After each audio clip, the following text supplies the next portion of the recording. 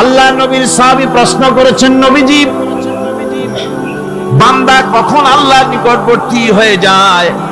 নবীজি বলেছেন, বান্দা যখন সেজদা দেয় তখন আল্লাহর বান্দার মাঝে কোনো হিজাব থাকে না।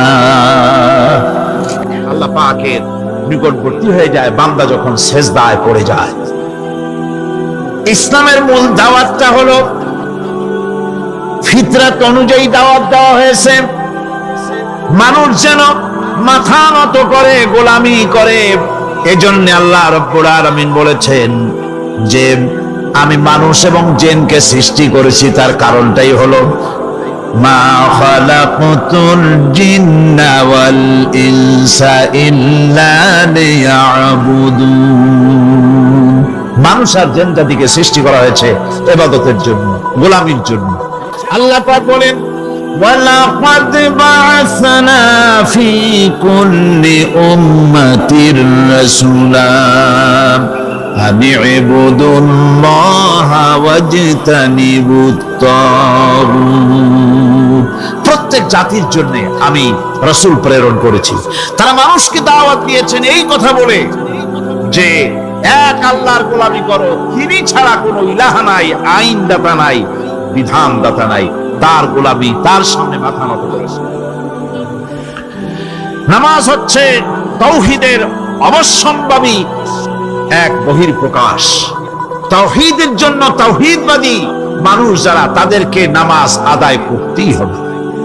আকীদা বিশ্বাসের দিক থেকে তাওহীদ যদি হয় পুরা দ্বীনের মূল উৎস, তাহলে আমলের দিক থেকে নামাজ হচ্ছে পুরা দ্বীনের মূল ভিত্তি। নামাজ হচ্ছে আমলের মূল ভিত্তি, এর বাস্তবায়ন ছাড়া দ্বীন পূর্ণ হয় না।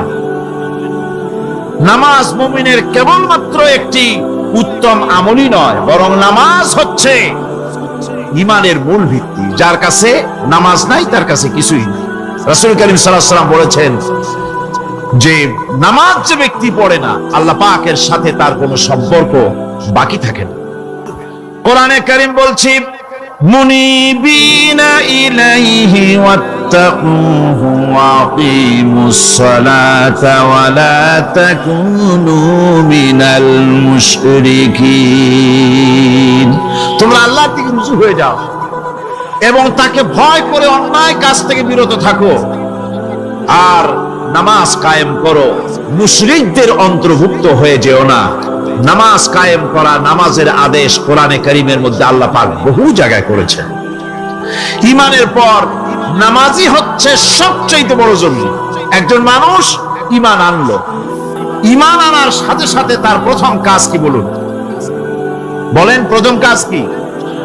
ফজরের নামাজের আগে একজন ইসলাম কবুল করলেন,